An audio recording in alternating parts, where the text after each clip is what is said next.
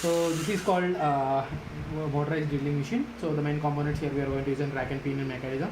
With the help of DC motors for the gearbox, it is going to move up and down.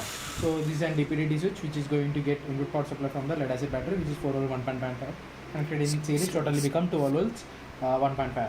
So this is given as an input power supply to the switch so that the entire system can move up and down motion. So here you have the on off switch. So when you turn it on and off, it gets turned on.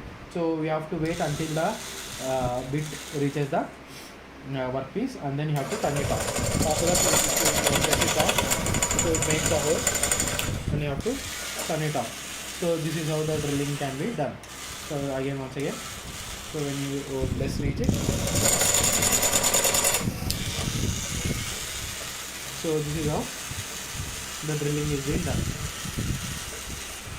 So this is how DC motor based drilling machine is being demonstrated. Thank you.